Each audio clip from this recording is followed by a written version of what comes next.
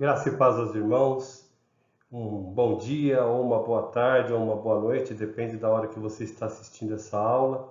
Eu mesmo nunca me acostumei, ao horário. Eu sempre começo as aulas falando boa tarde, porque eu me lembro ainda antes da pandemia que as nossas aulas eram à tarde. Mas o pessoal tem colocado essa aula de manhã, né? Então você pode assistir ela logo que ela é colocada, ou um pouco mais à tarde, ou à noite, ou até mesmo no dia seguinte. Então, mas independente disso, é um prazer estar aqui com os irmãos para a nossa próxima lição. Essa lição, que é a lição de número 17 da nossa revista A Supremacia de Cristo. Essa revista é baseada ali na carta aos Hebreus. Nossa lição 17, exortações finais e oração. É um privilégio estar com os irmãos e que possamos encerrar essa revista sendo tão abençoados nessa lição quanto fomos abençoados nas outras 16 lições ministradas por mim e pelo Fernando. Então, esse é o nosso desejo para o início dessa aula. Começaremos aqui na página 8.3 e só para a gente se situar no texto bíblico, essa lição 17, ela está usando ali o texto base, ou o texto básico, né, de Hebreus 13, de 1 a 25. Nosso versículo-chave está aí na tela para você, Hebreus 13, 20 e 21. Então, leiamos. Ora, o Deus da paz, que tornou a trazer dentre os mortos o nosso Senhor Jesus, o grande pastor das ovelhas, pelo sangue da eterna aliança, aperfeiçoe vocês em todo bem, para que possam fazer a vontade dele, que ele opere em nós o que é agradável diante dele, por meio de Jesus Cristo, a quem seja a glória para todos sempre. Amém. Nosso texto base, né, nosso versículo-chave, Hebreus 13, 20 e 21, nós temos aí na versão Nova Almeida atualizada.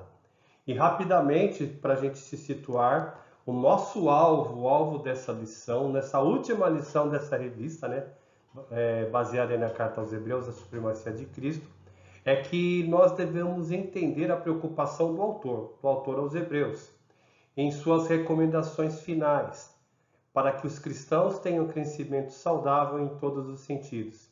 E um comentário rápido aqui, a gente sabe, foi pontuado várias vezes, que havia ali no contexto dos Hebreus um contexto de perseguição, por parte do governo, onde seus bens eram espoliados, onde os crentes eram presos por sua fé, onde eles eram denunciados, seus parentes e amigos sofriam perseguições por causa do cristianismo. Havia também ali o contexto de que havia uma tendência, havia um forte movimento, melhor dizendo, de que os cristãos voltassem para o judaísmo, ou seja, pessoas estavam infiltradas, pregando falsas doutrinas, pregando falsos ensinamentos, tentando levar esses irmãos para o judaísmo novamente, né? Então, dentro de tudo isso, o autor aos Hebreus, ele dá ali toda a sua carga durante a sua carta, e no final ele ainda faz recomendações, ele busca o crescimento, ele busca o amadurecimento do cristão, dos seus leitores, dentro de todo esse panorama, né?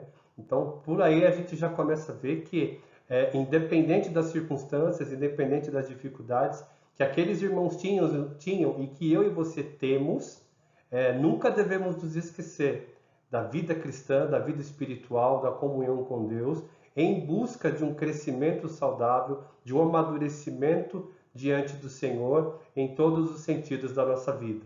Então fica aqui o nosso alvo para a nossa lição de hoje, da carta aos Hebreus, ali capítulo 13, do versículo 1 ao 25. Ainda de uma forma introdutória, o autor da revista, ele nos comenta aqui que muitas pessoas ficam perplexas, muitos estudiosos da Bíblia ficam perplexos com o formato da carta aos Hebreus, como ela é montada e estruturada. O autor da revista cita até um estudioso chamado Robertson, em seu livro Introdução ao estilo da Epístola, onde esse Robertson afirma que a Epístola aos Hebreus começa como um tratado, prossegue como um sermão e termina como uma carta.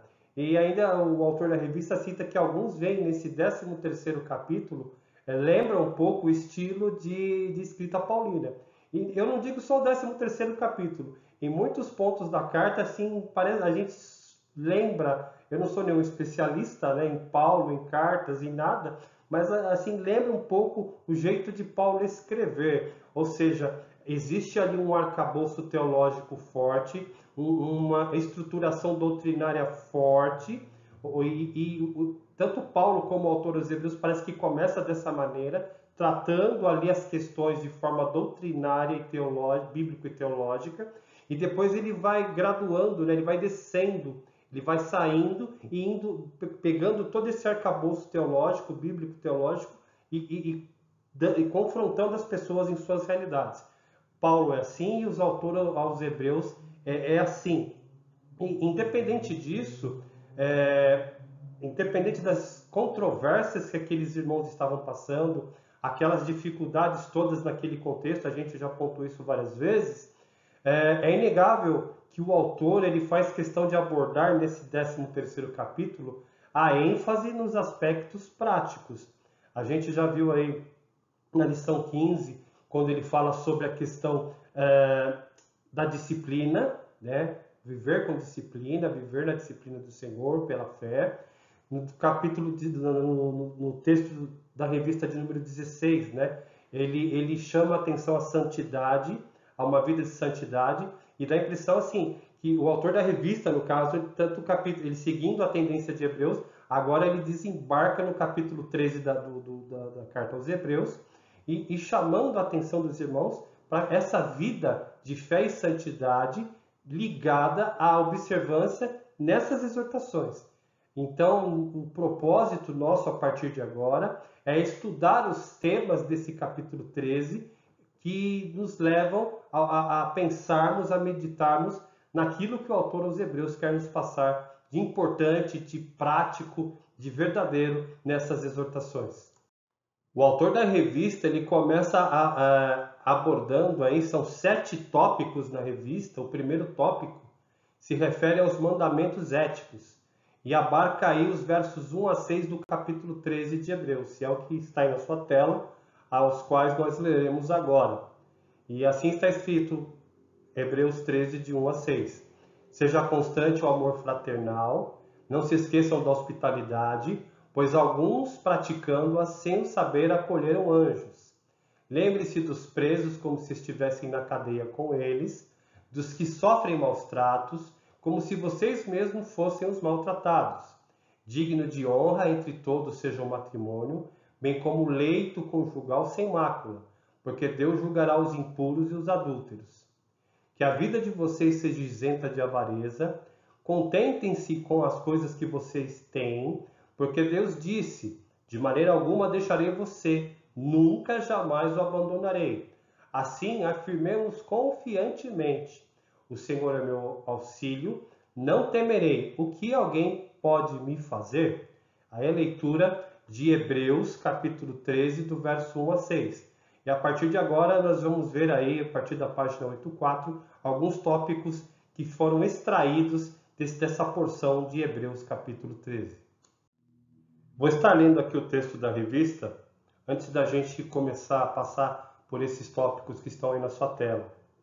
Mesmo sendo aparentemente desconexos do restante da epístola, os princípios apresentados aqui são fundamentais para o cristão.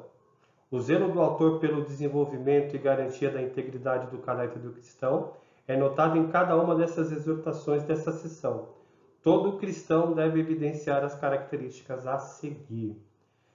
Esses mandamentos éticos, baseados no versículo 1 a 6 do capítulo 13, nós temos aí o ponto 1, que é o amor fraternal, baseado em Hebreus 13, 1.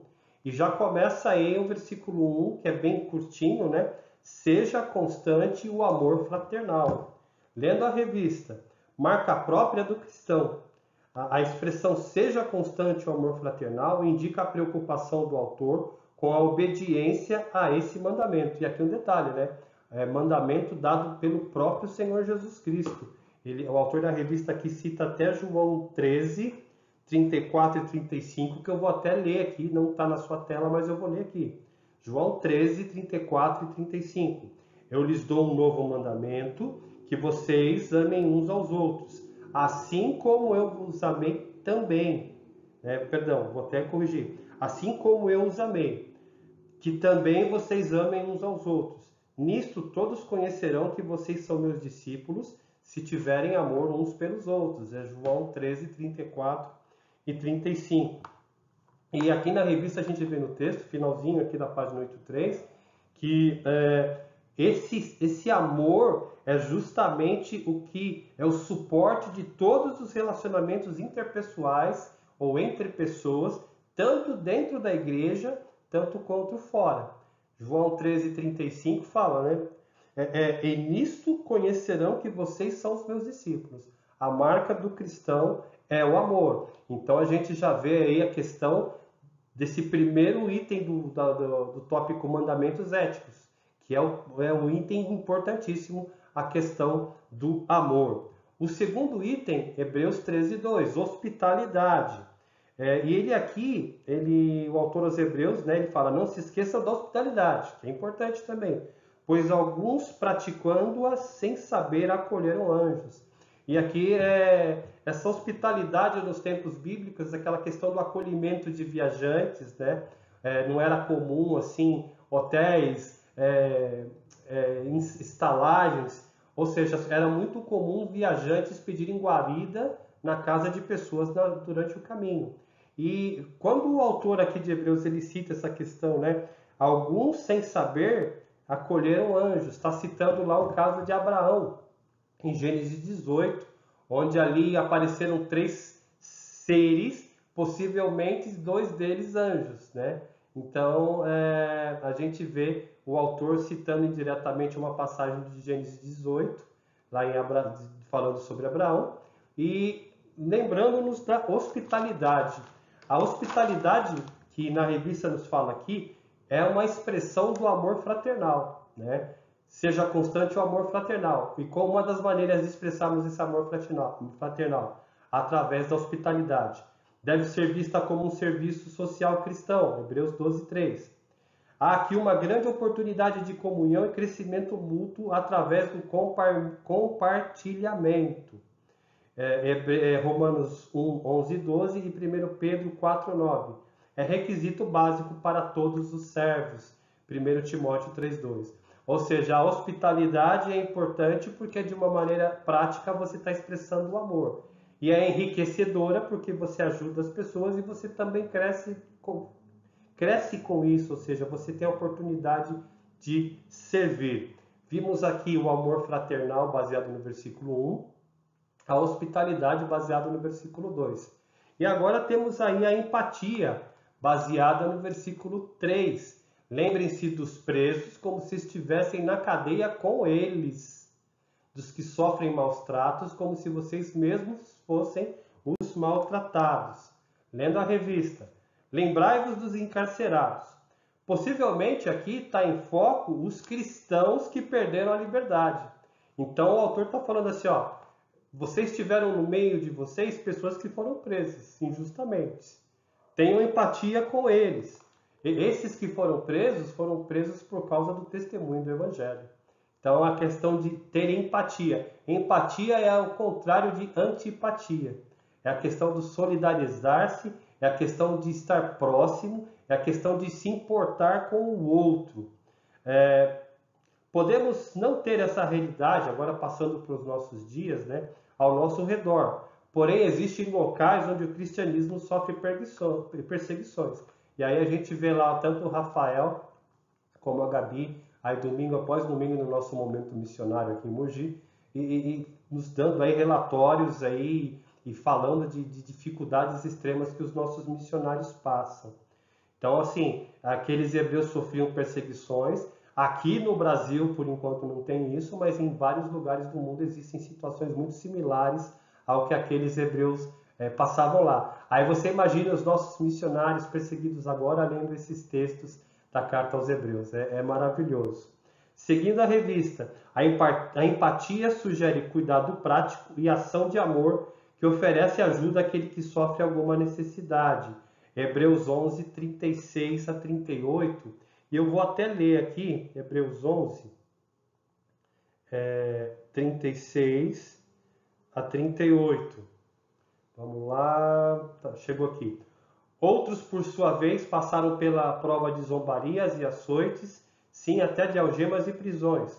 Foram apedrejados, cerrados ao meio, mortos ao fio da espada. Andaram como peregrinos, vestidos de pele de ovelhas e de cabras. Passaram por necessidades, foram afligidos e maltratados. O mundo não era digno deles. Andaram errantes pelos desertos, pelos montes, pelas covas, pelos antros da terra. E todos esses, versículo 39 de Hebreus 11, obtiveram um bom testemunho. Então, assim, a Hebreus 11 fala que esses que sofrem, ou que sofreram e que sofrem, a terra não era digno deles, esse mundo não era digno deles, que sofreram por amor ao Evangelho. E agora em Hebreus 13, nos fala que devemos ser empáticos, ter empatias por esses irmãos. Assim como eles estavam na cadeia, é para nós nos sentirmos como se nós também estivéssemos sendo maltratados e presos com eles.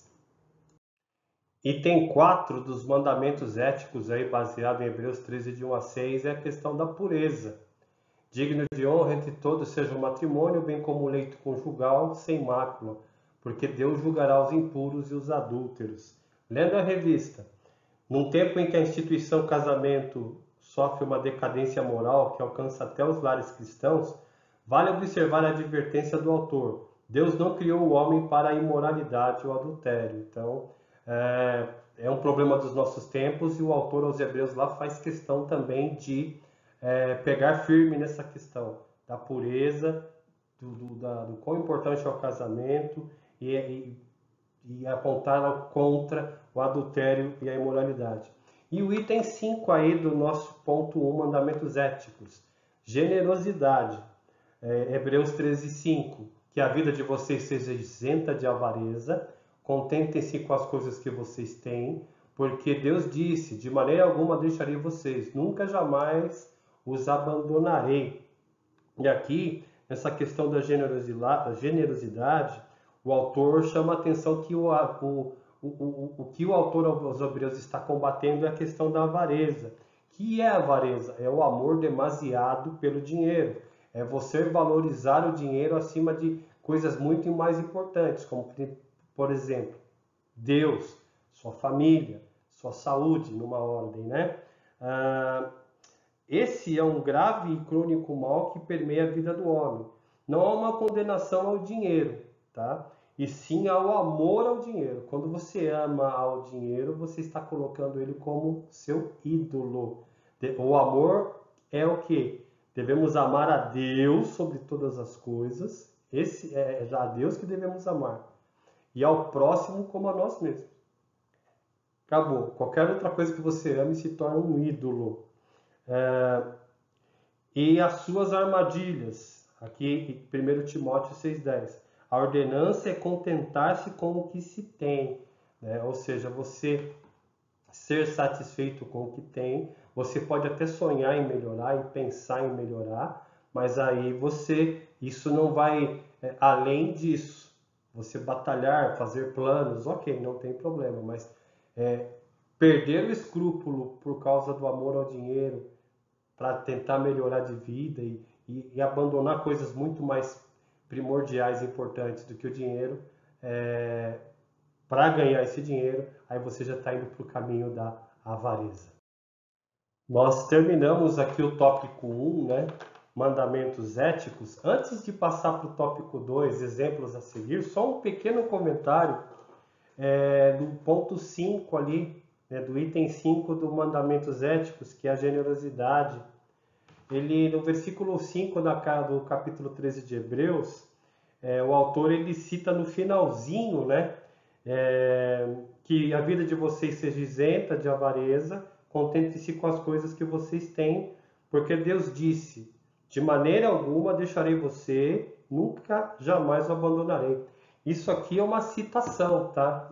Salmo 37, 28 e Deuteronômio 31, 6 a 8, tá bom? Então, o autor aos Hebreus citando as Escrituras novamente, Deuteronômio 31, 6 a 8, e Salmo 37 e 28. Vamos fazer esse complemento aí antes da gente passar para o segundo tópico da nossa lição, que é exemplos a seguir, baseado em Hebreus capítulo 13, versículos 7 e 8. Leamos. Lembrem-se dos seus líderes, os quais pregaram a palavra de Deus a vocês, e, considerando atentamente o fim da vida deles, imitem a fé que tiveram. Jesus Cristo é o mesmo ontem, hoje e para sempre. Lendo a revista, né, finalzinho aqui da 8.4. Agora os destinatários dessa carta são levados a um novo desafio: observar e seguir diligentemente o exemplo dos líderes que lhe pregaram as boas novas do Evangelho. Certamente estão em foco aqui os presbíteros e bispos, conforme Atos 20, 17 e 28, os quais mantiveram fiel o testemunho de Cristo até o fim da vida. Estou lendo a revista, tá bom? Considerando atentamente o fim da vida, imitai a fé que tiveram. Olha só, a gente já viu aí algumas lições para trás que o autor aos Hebreus usa dos exemplos, né? Vocês estão vendo aqueles que estão voltando estão apostatando, que se diziam cristãos e agora viraram até inimigos do cristianismo? Exemplo negativo, não o sigam. Aí depois ele entra lá na galeria, né, dos heróis da fé. Olha, vocês se lembram de Abel, de Enoque, de Moisés, de Abraão, de Isaac, Jacó, José e tal, e chega lá nos profetas, né? Ele atravessa o Antigo Testamento todo. A gente viu isso numa demoradíssima aula, né? Não sei se se lembram aí, até me perdoem, né? Deu 1h35 a aula, mas foi tão gostosa, pelo menos para mim, né? Espero que para vocês também. Mas assim, aí o autor dos Hebreus fala, exemplo positivo, olhem para esses nossos heróis do passado, como eles perseveraram na fé, né? E aqui um comentário rápido. A fé desses homens se assemelha muito à fidelidade, tá? O perseverar, o confiar nas promessas de Deus e serem fiéis a elas. Fidelidade. A fé desses homens é muito nessa pegada de ser de fidelidade, tá? Agora o autor dos Hebreus está encerrando a sua carta lembrando de quem? Dos líderes, daqueles que pregaram a palavra de Deus, né? E aqui ele faz até uma citação dos presbíteros e bispos, segundo Atos 20. A gente percebe lá em Atos, né, e em Hebreus está pegando isso, que começa um movimento. Antes eram os apóstolos, né? Agora começa a surgir os presbíteros e os bispos, que são quem? São esses que os apóstolos formaram, né? E começam a colocá-los na liderança da igreja. Conforme vai passando o tempo, os apóstolos vão saindo de cena, vão morrendo, aquela coisa toda, e vão ficando ali os presbíteros e os bispos, né? E o autor aos Hebreus fala o seguinte, nós tivemos em nosso meio pessoas que pregaram a palavra e que deram a sua vida, deram o seu testemunho por essa palavra. Imitai a eles também. Exemplo positivo. O texto aí de Hebreus nos fala, considerando atentamente o fim da vida deles. Como que eles tiveram um fim? Sofrido, perseguido, possivelmente morreram por amor a Cristo, mas foram fiéis, a fidelidade deles deu bom testemunho. Aí voltando para a revista, os leitores dessa carta são exortados a imitar não só a maneira e o estilo de vida dos seus líderes espirituais, mas especialmente a fidelidade e a perseverança que demonstraram.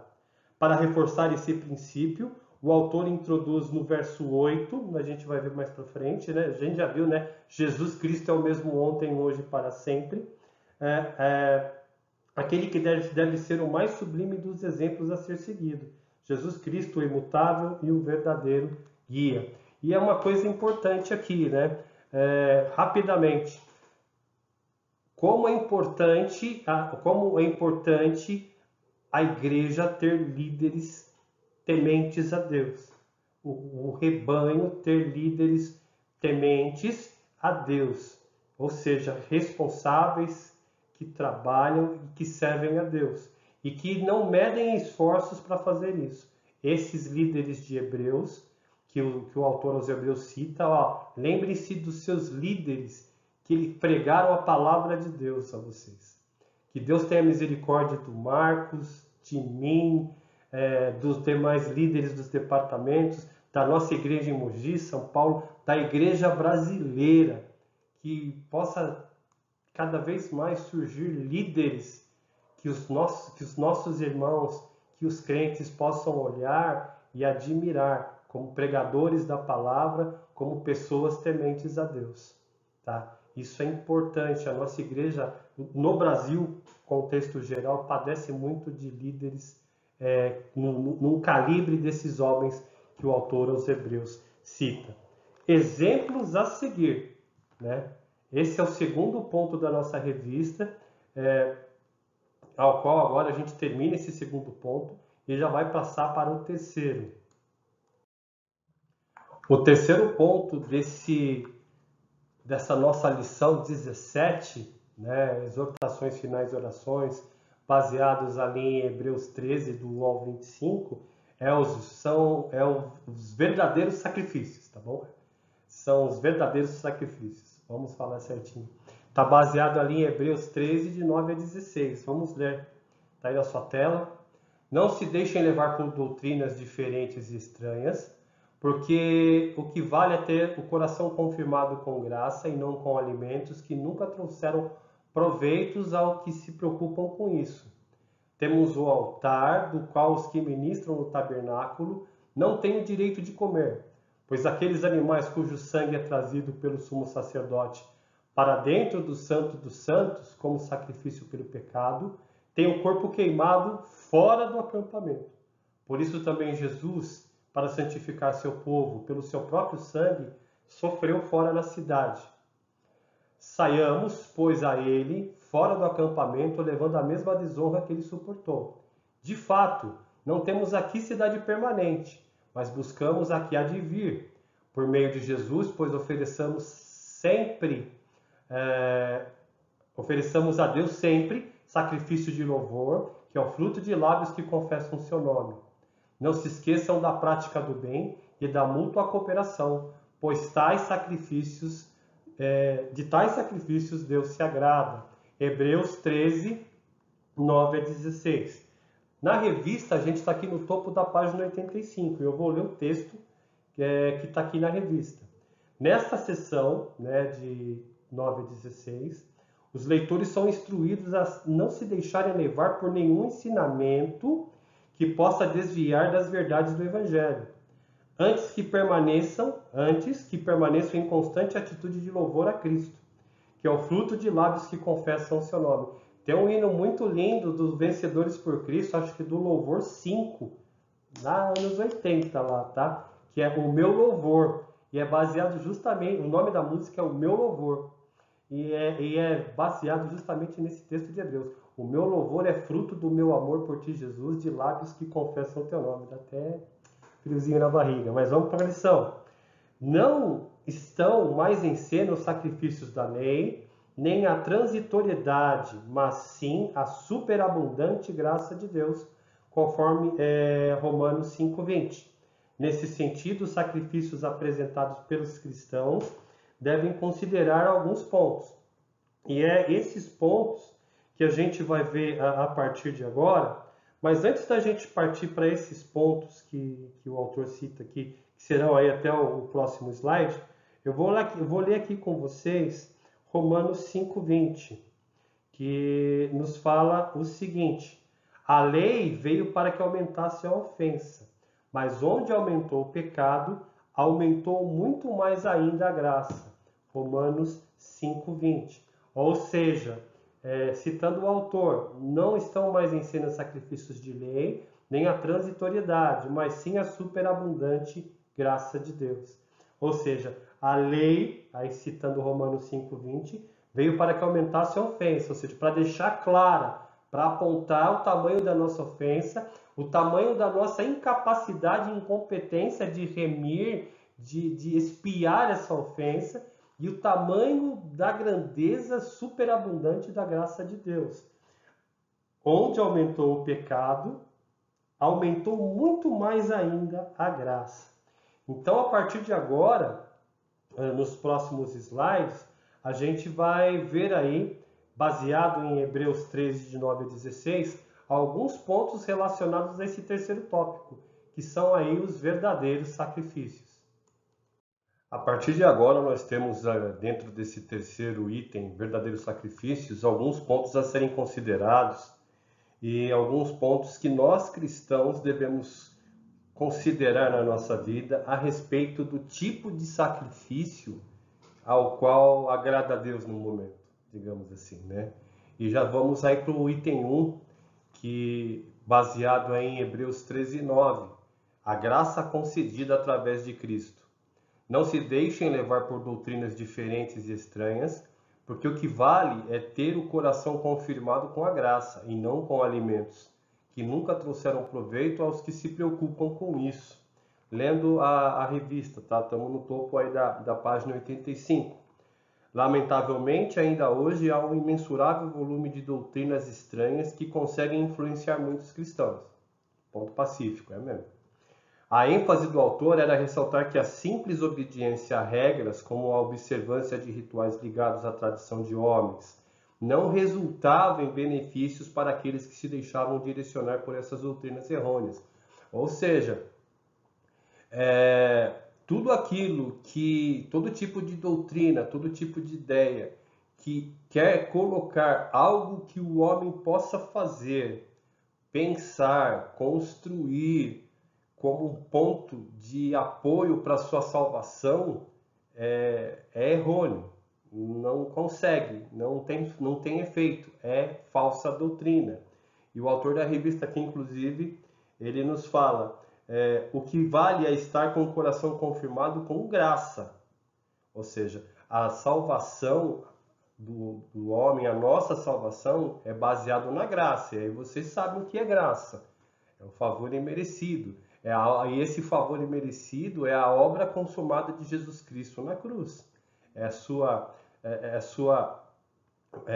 encarnação, sua vida, morte, ressurreição, ascensão, né? E intercessão diante do Pai.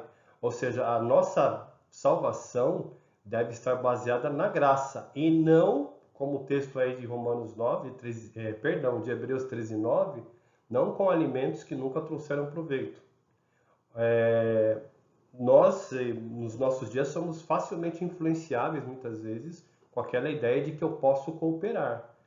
Dentro daquilo que a gente crê e a igreja segue, a salvação é monergística, é de Deus, ela vem de Deus, patrocinada, montada, elaborada pela Trindade, Pai, Filho e Espírito Santo. O que cabe a nós, uma vez alcançados com essa salvação?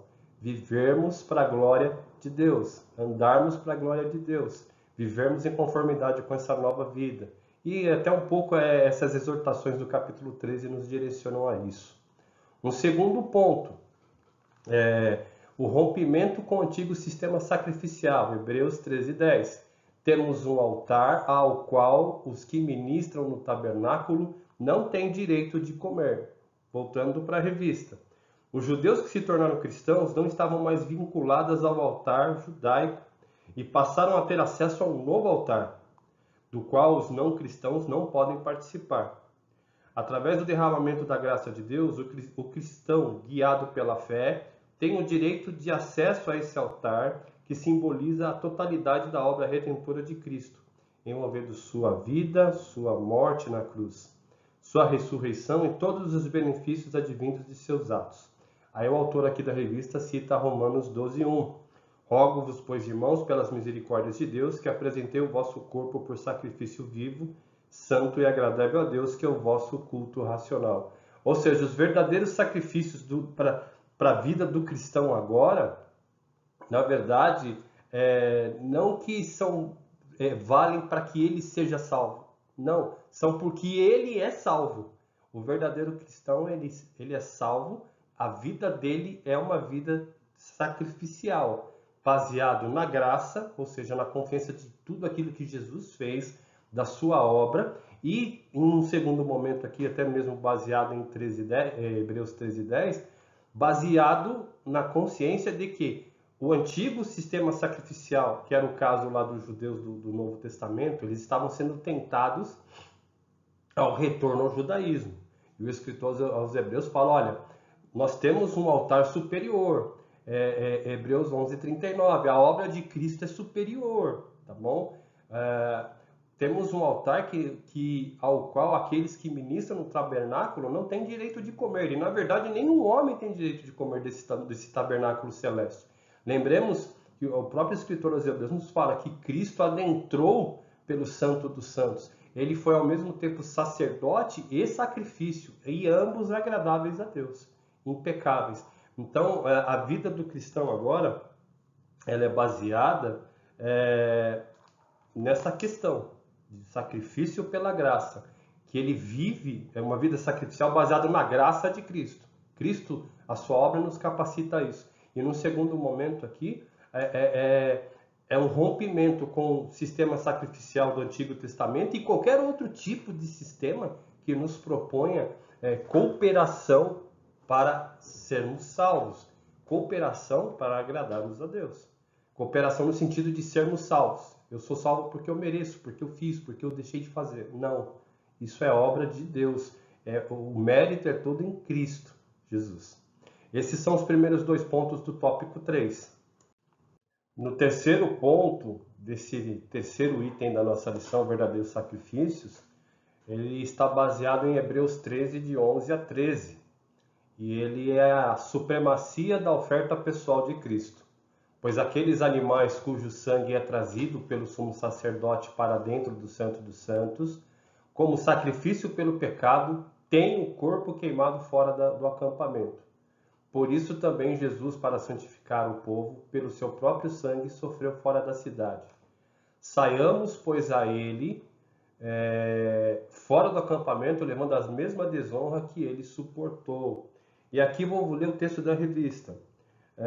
Aqui o autor traça um paralelo da obra redentora de Cristo com o sistema sacrificial judaico, no qual o sangue também ocupava o centro do ato. A expiação de Cristo foi o cumprimento pleno do sacrifício da antiga aliança. Sua perfeita oferta voluntária expressa um sacrifício perfeito e aceitável diante do Pai. Seu sangue derramado perdoa, purifica e santifica aqueles que com ele saem fora do acampamento. Uma referência ao testemunho que era dado por alguém disposto a identificar-se com Cristo e seus sofrimentos, separando-se assim da comunidade que rejeitara Cristo. O destaque que o autor dá à ideia de irmos ao encontro de Cristo fora do acampamento ilustra que Cristo não pode ser apropriado por aqueles que estão nos antigos caminhos ou preso ainda a velhos costumes que não trazem nenhum benefício. Esse texto de Hebreus 13, de 11 a 3, fala aqui da questão do sistema sacrificial, né? E em especial o dia da expiação, quando o sacerdote entrava no Santo dos Santos e oferecia sacrifício pelo pecado do povo. Pois aqueles animais cujo sangue é trazido pelo sumo sacerdote para dentro do Santo dos Santos, como sacrifício pelo pecado. Após isso, o sacerdote levava o corpo desse cordeiro sacrificado para fora do acampamento e ali o queimava, tá bom? É o dia da expiação, é uma parte do rito da oferta de sacrifício pelo pecado. Aí o autor de Hebreus compara esse processo, digamos assim, né? Entra com o sacrifício no Santo dos Santos, asperge o sangue ali, tal, aí quando leva o corpo para fora do acampamento, com o sacrifício de Cristo.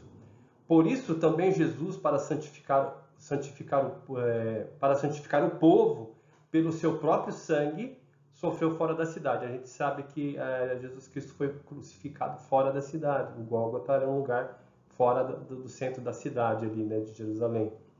Saiamos, pois, a ele, fora do acampamento, levando a mesma desonra que ele suportou. Ou seja, aí até o autor da revista aborda aqui. Ele convida aqueles que são fiéis a Cristo, aqueles que não querem, que entendem que o sacrifício de Cristo é superior em relação ao que eles estão sendo convidados para voltar, né? Se lembrem que Em instantes atrás a gente viu a questão das doutrinas estranhas, dos falsos ensinos. Qual que era o ensino, a doutrina estranha que eles estavam sendo ali bombardeados? Voltem para o judaísmo, né? O autor fala, ó, deixa esse pessoal de lado, e assim como Cristo, né, foi sacrificado fora da cidade, também saiamos fora do acampamento e a gente se leve a mesma desonra que ele suportou. Ou seja, conforme até o autor da revista diz aqui, né? O destaque que o autor dá da ideia de irmos do encontro a Cristo fora do acampamento ilustra que Cristo não pode ser apropriado por aqueles que estão nos antigos caminhos, ou presos ainda a velhos costumes que não trazem nenhum benefício. Então, nós temos aí a questão até o momento de que os verdadeiros sacrifícios cristãos são baseados na graça concedida em Cristo, ponto 1, que é um rompimento com todo tipo de sacrifício, ou sistema sacrificial, ou qualquer ideia de cooperação, qualquer ideia que me dê mérito ou me outorgue algum tipo de poder para nomear minha salvação, ponto 2. E o terceiro ponto, que o verdadeiro sacrifício cristão é baseado no sacrifício de Jesus, o puro cordeiro, sem pecado, o sacerdote perfeito, Filho de Deus encarnado. O verdadeiro sacrifício cristão é baseado na supremacia, na oferta pessoal de Jesus Cristo. Agora, no quarto ponto do item 3, verdadeiros sacrifícios cristãos, nós temos aí o caráter perene dos elementos envolvidos no sacrifício cristão, baseado em Hebreus 13, 14 e 16. De fato, não temos aqui cidade permanente, mas buscamos o que há de vir. Por meio de Jesus, pois ofereçamos a Deus sempre sacrifício de louvor, que é o fruto de lábios que confessam o seu nome. Não se esqueçam da prática do bem e da mútua cooperação, pois de tais sacrifícios Deus se agrada. Vamos para a revista, topo aqui da página 86, tá bom? Porque neste mundo não temos nenhuma cidade que dure para sempre, pelo contrário, procuramos a cidade que virá depois. É Hebreus 13, 14, aí nova tradução da linguagem de hoje. E aqui o autor da revista ele nos ressalta: a postura do verdadeiro adorador tem como objetivo valores eternos, não coisas presentes do mundo físico e palpável. E aqui eu particularmente tenho um insight grande aqui, quando a gente olha para o nosso evangelicalismo brasileiro, com o discurso dos crentes, isso dentro da igreja e fora da igreja, a gente vê que a fé está muito baseada no que é palpável, na vitória sobre um problema, na vitória, na obtenção de algo, de um desejo, na realização de um propósito, até mesmo muitas vezes num sentido terreno aqui para a sua vida. Mas veja, o objetivo da vida do adorador, do cristão, é objetivos eternos. A gente tem que ter na cabeça que não temos, como o próprio autor de Hebreus diz, não temos aqui cidade permanente, mas nós buscamos a que há de vir, ou seja, ansiamos, desejamos. A nossa caminhada aqui é de fé. Fé no sentido de fidelidade, igual aos patriarcas do Antigo Testamento, no sentido que temos a promessa de que iremos, por meio de Cristo Jesus, a chegarmos a essa cidade. Então, precisamos entender o caráter perene dos elementos envolvidos no sacrifício cristão. Seguindo a revista, o foco aqui recai sobre a cidade de Deus, do Deus vivo, a Jerusalém celestial, conforme Hebreus 12, 22. Nesse contexto, novamente, o autor dá ênfase à singularidade do sacrifício de Cristo. E aqui mais um insight. O culto a Deus obrigatoriamente tem que passar por Jesus. Por meio de Jesus, em Hebreus 13, 15, né, ofereçamos a Deus sempre sacrifícios de louvor. E o culto a Deus obrigatoriamente tem que passar por Jesus. Nossa música, nossas orações, nossa pregação, tudo que gira em torno do culto e da vida de adoração do cristão dentro do ambiente da igreja e fora, tem que passar por Jesus Cristo. Por isso que quando a gente muitas vezes começa a colocar elementos alheios à estrutura do culto, a gente corre o risco muitas vezes de desfigurar o culto. Aí o culto começa a ter ramificações fora desse quesito. O culto a Deus obrigatoriamente tem que passar por Jesus. Seguindo a revista, a essa altura, o autor apresenta um conceito bem prático de oferta agradável a Deus. Não deixem de fazer o bem e de ajudar uns aos outros, pois esses são sacrifícios que agradam a Deus. Hebreus 13:16, nova tradução linguagem de hoje. São os sacrifícios de serviço do cristão que devem favorecer o próximo pela prática do bem e pela demonstração do amor. Nós temos aqui, até o momento, 4 itens desse ponto 3, dos verdadeiros sacrifícios cristãos. E vimos até aqui, que nesse ponto 4, o caráter perene dos elementos envolvidos no sacrifício cristão. Agora nós vamos para o próximo item, que é a submissão aos líderes, e ele está baseado em Hebreus 13:17. O item 4, submissão aos líderes, está baseado em Hebreus 13:17. Leiamos aí, está na sua tela. Obedeçam aos seus líderes e sejam submissos a eles, pois zelam pela alma de vocês, como quem deve prestar contas. Que eles possam fazer isto com alegria e não gemendo. Do contrário, isso não trará proveito nenhum para vocês. Hebreus 13:17. E aqui na revista, mais para o meio aí da página 86, voltamos à ideia já apresentada no verso 7 desse capítulo. No verso 7 desse capítulo, o autor aos Hebreus lembra daqueles líderes fiéis que pregavam a palavra de Deus e que foram ali ao limite, colocando sua liberdade em risco e até mesmo sua vida, muitos morrendo. Então o autor lá no versículo 7 fala, lembre-se do exemplo desses líderes fiéis. Agora o autor aos Hebreus chama atenção para a conduta dos líderes de agora, os que estão ainda, né? Então o autor chama atenção para a questão da conduta obediente que eles deveriam ter diante dos seus líderes, os quais tinham a responsabilidade de manterem-se em oração ao favor deles. E aqui a gente vê, né, em Hebreus 13:17, sejam submissos a eles, pois zelam pela alma de vocês como quem deve prestar contas. E o autor da revista aqui, ele nos chama a atenção: obedecer e ser submisso aos guias espirituais deve ser parte da maneira de viver, do estilo de vida do verdadeiro cristão. Então, é aquela questão da submissão à liderança, quando esses homens, né, são verdadeiros cristãos, verdadeiros crentes, eles, como lá a gente viu no versículo 7, quando eles pregam a palavra com integridade, né, e isso deve ser algo que a gente deve anseiar fazer, honrá-los, amá-los, ajudá-los e assim, obedecê-los naquilo que dentro da palavra de Deus é direcionado, é colocado. Sempre tendo como regra, como ali pedra de toque, a palavra de Deus. Para comparar o comportamento dos líderes, para comparar o seu comportamento, para comparar tudo na nossa realidade, tá bom? E o autor da revista ainda nos chama a atenção para um chamado, para uma dupla responsabilidade, né? No caso aqui, essa exortação que o autor dos Hebreus faz nos dá um duplo chamado à responsabilidade. Primeiro, aos líderes, né? A que realizem seu trabalho com alegria, e aos membros da igreja, a seguirem fielmente seus líderes.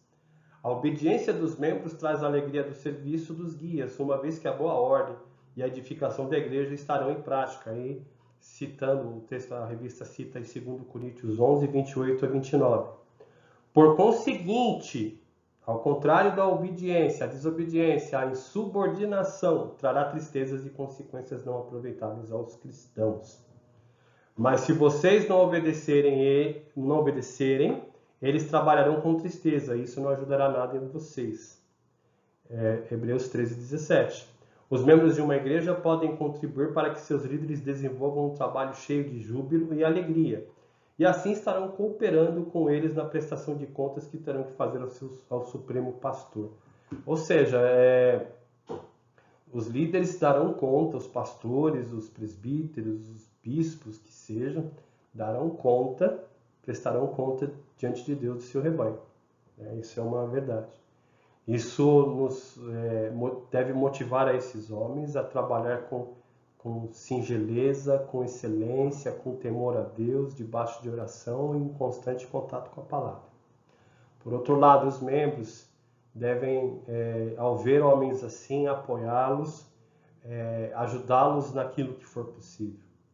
E a gente pode dizer que, dentro de outros contextos, como é ruim termos uma igreja em que, de repente, o pastor ou a liderança não se harmoniza com os membros. Harmonizar no sentido bom da coisa, né? O pastor estar ali firme, convicto do seu chamado e trabalhando e pregando, e a igreja reconhecendo isso, se ajuntar a ele para naquilo que pode aliviar a sua carga e dar recursos, e um se harmonizando com o outro. O pastor faz o bem pelo seu rebanho e o rebanho faz o bem pelo seu pastor. Como é triste ver casos em que e graças a Deus a gente pode dizer isso, na Igreja Resgate não há isso, de ver divisões, facções, panelinhas, tentando derrubar o pastor e causando todo tipo de tropeço, e vendo pelo em ovo, chifre na cabeça de cavalo, e sempre é triste. É muito triste, é muito doloroso. A gente fala, como que a gente fica, poxa, mas a noiva de Cristo não é assim, né? Não deveria ser assim. Mas, por outro lado, o autor aos Hebreus, ele exorta aqueles homens, aqueles leitores, para que sejam obedientes aos seus pastores, aos seus líderes, e que aos seus líderes que continuem trabalhando com alegria, que continuem trabalhando com singeleza, que continuem trabalhando no temor do Senhor. E esse quarto tópico do ponto 3, verdadeiros, na verdade eu estou falando besteira aqui. Esse é o quarto ponto da revista, tá bom? O tópico 3, os verdadeiros sacrifícios cristãos, acabou. Esse é o quarto tópico, submissão aos líderes. Era tão importante lá e ainda é importante hoje. Que o Senhor nos abençoe nesse propósito de entendermos e de amarmos os nossos líderes e os nossos pastores. Quinto item da nossa lição, capítulo 17, último capítulo da revista, baseado ali em Hebreus 13, o pedido de oração. Hebreus 13, 18 e 19. Orem por nós, pois estamos certos que temos a consciência limpa, querendo em todas as circunstâncias fazer o que é correto. Peço com insistência que vocês façam isso para que eu lhes seja restituído o mais depressa possível. Revista, topo da página 87, tá bom? Um admirável exemplo a ser imitado é apresentado nesses versos, 2 versos. O autor, seguro de sua responsabilidade diante do Evangelho de Cristo, apela aos seus leitores que orem a seu favor. O seu desejo ardente era a manutenção da boa consciência e do viver em santidade, que denota aí o caráter do verdadeiro cristão. Os líderes chamados por Deus para o serviço na Igreja de Jesus devem buscar o padrão de excelência espiritual. É inegável uma prática saudável e altamente espiritual por parte dos cristãos a intercessão pelos líderes confirmados por Deus. Aí Colossenses 4:6, né, e Atos 12:5. O autor expressa aqui a importância da oração, uma verdade que permeia todo o Novo Testamento, e em especial as cartas paulinas.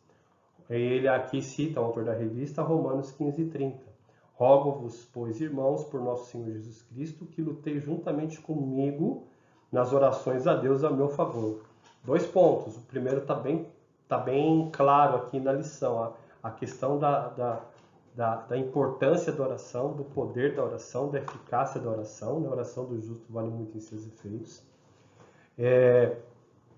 Um segundo ponto é que a necessidade dos liderados, das ovelhas, dos membros da igreja, orarem pelos seus pastores, pelos líderes constituídos dos departamentos de música, EBD, administração, e isso tudo é importantíssimo. E um terceiro ponto que eu acho tão importante e que não está muito claro aqui no comentário da revista. Percebam que o autor da carta pede: orem por nós. Tá? Orem por nós, pois estamos certos que temos a consciência limpa, querendo em todas as circunstâncias fazer o que é correto. O autor, ele pede oração. E por que eu acho isso tão importante? Porque muitas vezes, dentro da nossa mentalidade, isso culpa tanto dos pastores como das ovelhas. Ambos imaginam que a figura do pastor é um super-homem. Ele tem que ter ali a pose do infalível, tem que ter ali a pose do super-homem, a autoridade máxima, aquela coisa de não toquem no ungido do Senhor, né? Ele não erra, ele não pode ser contestado, ele não pode ser examinado, ele não pode ser advertido, né? Então, assim, aquela coisa, ele não tem fraqueza, ele não tem problema. Assim, a gente vem de uma certa formação e muitas vezes eu já ouvi de pastinha, quando eu era mais novo, seminarista, pastor recém-ordenado, eu por várias vezes ouvi assim de pastores mais velhos, nunca fale para sua ovelha que você está doente. Né? Então a gente vê aqui que o autor dos Hebreus aponta um pouco ao contrário, eu estou certo do que minha consciência está limpa, estou querendo fazer o que é correto, mas estou precisando de oração. Me ajuda em oração. Por quê? O autor aos Hebreus tinha a consciência de que muitos de nós não temos, de que ele era fraco, de que ele precisava das misericórdias de Deus, de que ele era falível, que ele tinha dificuldades, que apesar de estar ali com a consciência limpa e fazendo o que é correto, isso lhe custava um preço alto e que a sua carne dificilmente por si só suportaria. Então, nós temos que nos lembrar que os líderes, os homens, os pastores, eles são, sim, chamados por Deus, comissionados, mas são vasos de barro. São vasos quebrados também. Então, quando a gente... E os pastores têm que lembrar-se de que, ok, eles têm que zelar pela boa conduta, tem que, né, ali quando Paulo fala a Timóteo, esposo de uma só mulher, gerenciar bem o seu lar, ok, certinho. Só que eles não podem vestir essa capa de super-homem e imaginar que não precisa de mais nada, que tudo que ele fala é lei, de que ele... Não. É servo de Deus igual aos ovelhas. Precisa de ajuda. Então eu acho muito legal essa questão do pedido de oração do escritor da carta aos Hebreus. Nós vamos aí para o nosso sexto ponto. Esse sexto ponto vai ser dividido aí em 5 subtópicos, 5 não, 6 na verdade. Nós vamos aí deixando esse pedido de oração do autor aos Hebreus, nós vamos para a oração e a doxologia. Nós chegamos ao sexto item da nossa lição, oração e doxologia. Está baseado ali nos versículos 20 e 21 de Hebreus 13. Vamos ler? Ora, o Deus da paz, que tornou a trazer dentre os mortos o nosso Senhor Jesus, o grande pastor das ovelhas, pelo sangue da eterna aliança, aperfeiçoe vocês em todo bem, para que possam fazer a vontade dele, que ele opere em nós o que é agradável diante dele, por meio de Jesus Cristo, a quem seja a glória para todo sempre. Amém. Vamos ler a revista? Temos aqui um hino de louvor e adoração. Doxologia é isso, tá?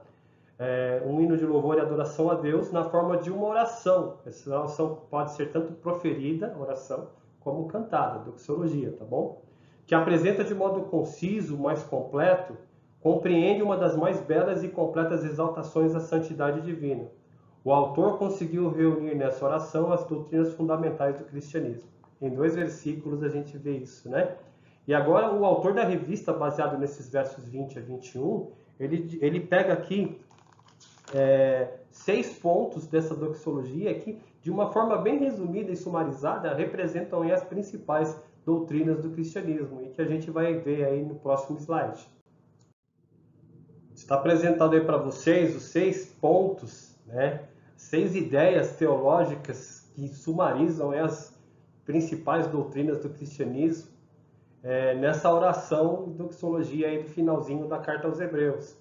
Os versos 20 a 21 nós vemos aí retratado sobre o Deus de paz, e aí lendo a revista, o Deus que exemplifica, que promove, que outorga a paz como forma de reconciliação do pecador. Temos a ideia sobre a ressurreição de Cristo, uma lembrança da onipotência e da soberania de Deus. Nós vemos nessa doxologia Cristo sendo apresentado como o supremo pastor, o item 3, o grande pastor que deu a sua vida pelas ovelhas e lhes assegura a inalterável comunhão com Deus. Olha o termo, inalterável comunhão com Deus. Glória a Deus por isso, né? Ponto 4, a redenção pelo sangue da nova aliança. A inclusão do sangue de Cristo como elemento de mediação é relevante na doxologia. Através desse sacrifício, Cristo se tornou capaz de ser o mediador da nova aliança. Ponto 5, o aperfeiçoamento do cristão. O autor intercede pela maturidade e perfeição dos cristãos para o cumprimento da vontade divina. E aí, já passando para a página 88, a glorificação de Cristo. Concluir com honra e glória a Cristo é bem apropriado, uma vez que em toda a carta a superioridade de Cristo é proclamada. Ele é o autor e consumador da nossa fé, o grande pastor das ovelhas. Por ele e através dele, Deus faz em nós tudo o que lhes agrada. Portanto, a ele seja dada a glória para todos sempre. Rapidamente, uma ideia aqui. Oração e doxologia. Nossas orações precisam ser sinceras, precisam ser ali espirituais, digamos assim, mas sobretudo baseada na palavra de Deus. A gente vê nesses versículos 20 e 21 que a oração dele, né, do autor aos Hebreus, é isso. Demonstra o conhecimento de Deus, demonstra ali o entendimento correto de Deus e da sua santidade, da obra de Cristo, da nossa posição diante disso. E as nossas músicas, mesma coisa. As nossas doxologias devem ser repletas de conteúdo bíblico, de textos bíblicos, de referência a textos bíblicos. Então, o autor dos Hebreus está chegando ao fechamento da sua carta, nos dando também essa grande exortação para aqueles irmãos de lá, como para nós nos dias de hoje. Oremos as Escrituras e cantemos as Escrituras sempre. Chegamos aqui ao final da lição, o último item, né? Notas pessoais, saudações finais e bênção. É o encerramento da carta aos Hebreus, aqui no capítulo 13, baseado nos versos 22 a 25. Vamos ler o texto. Irmãos, peço que escutem com paciência esta palavra de exortação, porque, na verdade, escrevi de forma bem resumida. Sabem que o irmão Timóteo foi posto em liberdade. Se ele vier, logo irei vê-los na companhia dele. Saúdem todos os seus líderes, bem como todos os santos. Os da Itália mandam saudações, a graça esteja com vocês. Ao encerrar esse texto, né, o autor declara que poderia ter escrevido muito mais, conforme registrado anteriormente. Ou seja, o autor ele fala que poderia ter escrito muito mais porque ele já havia dito isso antes. Ele falou isso em Hebreus 5:11. A esse respeito, temos muitas coisas a dizer e difíceis de explicar. De fato, tendo em vista a importância dos assuntos tratados, poderia esta carta compreender em um volume maior, ou seja, ele poderia ter escrito mais, ou seja, e logo a carta seria maior. Hebreus 13:22. Rogo-vos ainda, irmãos, que suporteis a presente palavra de exortação, tanto mais quanto vos escrevi resumidamente. Trata-se também de uma solene exortação pastoral sobre a permanência na comunhão com Cristo. Como nas demais cartas apostólicas, as saudações dão um sentido fraterno e familiar à escrita. Hebreus 13:24. Ele cita Timóteo, né? Ele cita os da Itália. O autor conclui suplicando a favor daqueles cristãos o derramar da graça de Deus na vida dele. A graça seja com todos vós. Ou seja, estamos terminando aqui a carta aos Hebreus e o autor, né, pedindo paciência, porque ele poderia ter escrito muito mais, porque a carta seria muito maior se assim o fizesse. Lembrando daquele de Timóteo que foi posto em liberdade, dos da Itália que mandam saudações e pedindo que a graça de Deus esteja sobre todos os leitores. Que isso seja uma realidade na nossa vida, esse último desejo do autor aos Hebreus. Que a graça esteja com todos nós, comigo e com você. Né? Que assim seja feita a vontade de Deus em nossa vida. Na conclusão da revista, página 88, finalzinho aí, vamos ler o que está escrito. A superioridade e supremacia de Cristo, tema principal dos Hebreus, foi estudado nessa revista, de maneira que aprendemos que Jesus, o Salvador Supremo, é também sacerdote supremo. Podemos buscá-lo, encontrá-lo nas horas difíceis de provação, conforme Hebreus 4, 14 e 16. O sacrifício de Cristo na cruz foi mais eficaz do que todos os oferecidos no Antigo Testamento. Por quê? porque Cristo é superior a tudo e a todos. Ele é Deus. Peça que Deus encha a sua vida do Espírito Santo para levar essa maravilhosa mensagem a muitas pessoas. Amém. A gente pode, de uma forma bem simplificada, dizer que ao estudarmos essa revista, a gente conheceu mais a Jesus Cristo. Tinha um livro antigo de J.B. Phillips, O Seu Deus é Pequeno Demais, e às vezes a gente olhando no nosso cotidiano, as pessoas com quem convivemos, das mais variadas denominações e assim por diante, a gente percebe que muitas vezes o Cristo que as pessoas creem, e às vezes até que a gente mesmo crê, está bem aquém do Jesus Cristo bíblico. O Jesus Cristo é apresentado em Hebreus, ele é superior, ele é supremo, ele é Deus. Então, ao nos relacionarmos com Deus por meio de Jesus, nos lembremos disso. Não tomemos o nome de Cristo em vão, não usemos o nome de Cristo de maneira inadvertida. Mas antes que a gente, mediante ao Espírito Santo, possamos honrar a Deus e sermos usuários dessa mediação tão gloriosa feita por Cristo. Seu sacrifício supremo, sua morte suprema, sua vida suprema, seu reino supremo. Jesus é superior. Que toda vez que lembrarmos de Jesus, que orarmos, que lermos, que pensarmos, que falarmos, nos lembremos dessa máxima. Jesus Cristo é superior a tudo e a todos. Antes das despedidas finais dessa lição, dessa revista, dessa aula, eu quero chamar a atenção para que na próxima semana, acho que dia 21, nós já estaremos começando a nova revista. E é essa que está aí na sua tela. É o Sermão do Monte, baseado ali no Sermão do Monte de Jesus Cristo em Mateus. Então eu chamo a sua atenção para que, assim como Hebreus foi uma bênção nas nossas vidas, esse Sermão do Monte também seja uma bênção na sua vida. Então eu chamo a sua atenção para que você não perca as aulas, para que se você não pegou a revista ainda, pode procurar ali o pastor Marcos, que ele estará passando a revista para você, e para que você não perca as aulas de EBD, tá bom? Nós temos tido as aulas online e dentro do possível, tanto eu como o Fernando tem aí colocado um conteúdo razoável para os irmãos, no intuito do quê? De instruir os irmãos, de colaborar, sendo instrumento de Deus para o amadurecimento e crescimento dos irmãos na graça. Então, leia a revista, como é online, vai ficar gravado no YouTube, escute a lição, acompanhe os textos, compartilhe, assista e assim por diante. A partir da semana que vem, nós já estaremos com a nova revista da EBD, baseado aí no Sermão do Monte, tá bom? Ali ensinos práticos, ensinos espirituais para a nossa vida, vindos diretamente daquilo que é considerado a ética do reino, né? Jesus Cristo, o Sermão do Monte, ele exemplifica ali, ele indica a ética do reino de Deus. E nós, como cidadãos desse reino, devemos estar ali conhecedores, sermos conhecedores e imbuídos dessa ética. Meus irmãos, terminamos a carta aos Hebreus. Semana que vem começaremos o Sermão do Monte. Fica aqui o meu agradecimento e o meu desejo que vocês estejam conosco na próxima aula. Sendo assim, que Deus os abençoe. Um forte abraço, bom culto à noite e fiquem na paz de Deus. Amém.